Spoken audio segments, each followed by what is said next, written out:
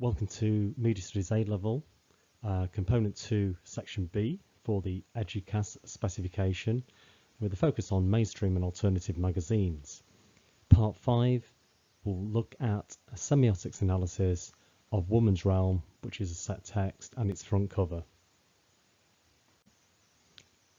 And just a really quick reminder of our two set texts. Of course, we've got Hook magazine as our alternative form of media, and we've got Woman's Realm as our mainstream form of media as well, which is also a historical magazine, whereas Hook is a contemporary modern day magazine. The previous tutorial asked students to identify the key features of the page by using media language. And of course, this required identifying key areas such as the masthead. We might notice it's got a sans serif font. There is a main cover line, which will link to one of the main articles within the magazine.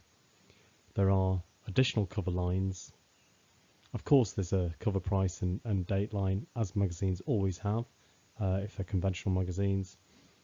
Of course, we've got this background and setting as well. So we've got to notice this, and we've got this rather sort of dull sort of colour for the background. Doesn't really get anything, it's not really noticeable, doesn't really stand out. And of course, we've got to look at the main image. Well, with the main image, there's three key areas I think we've got to look at. These are, of course, the facial expression, and we've got this rather sort of shy looking sort of facial expression here.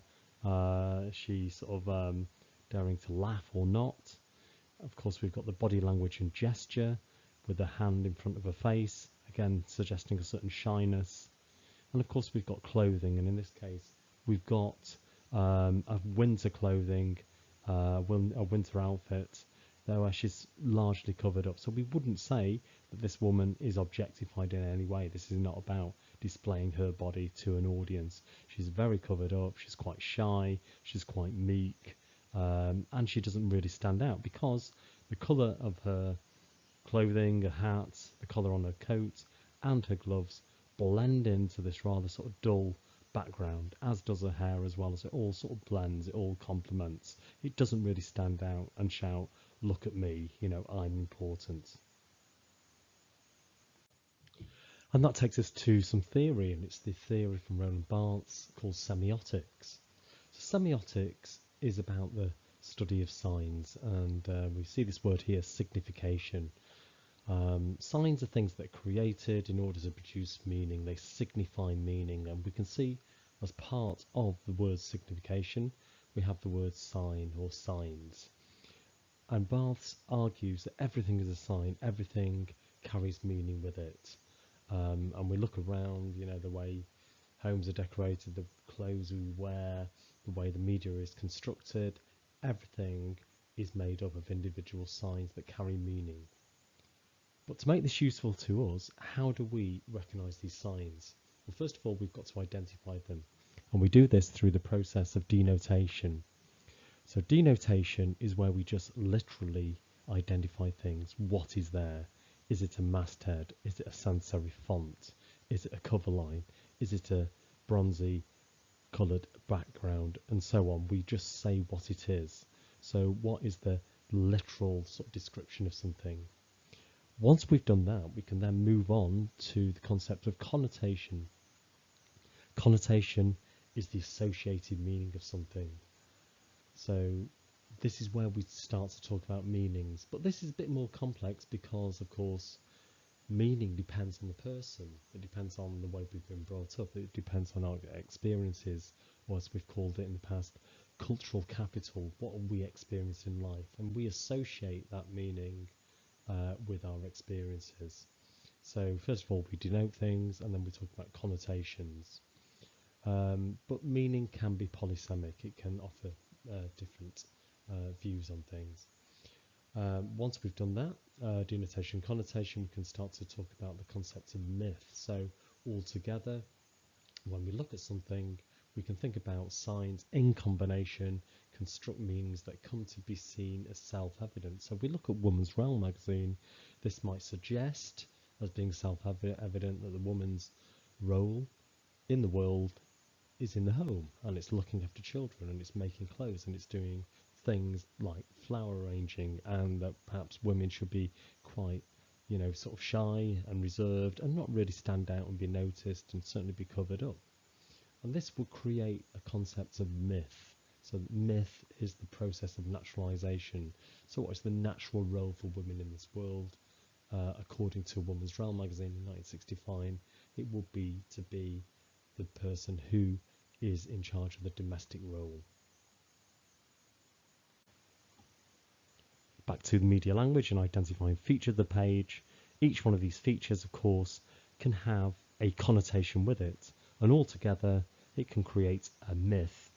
In terms of this, it's about the representation of women in the world. What is the role of women in the world? What myth does it create? And once we identify the connotations of each one of those signs that we have denoted, we can then talk about myth. So what myth is created? Myth is really signs in combination and in context with each other. And what does it sort of naturalize about the world? What does it say is normal and natural about the world? This is the concept of myth. And that brings us to the task for part 5. And the task is to actually carry out an analysis, a semiotics analysis of this Woman's Realm front cover. So can we identify key things? Can we denote things? Can we talk about the connotation? So for example, you will need to complete the worksheet on this that we sent to you. So the denotation, so first of all the masthead, the magazine name, is Woman's Realm. And Woman's Realm itself, as the names of magazines actually have connotations with them. So Woman's Realm means a world, a kingdom if you like, a place, or a world belonging to women. So that might be a connotation of this. Of course, you might then go on and look at the font for the masthead, which is a serif font, and a serif font is very traditional.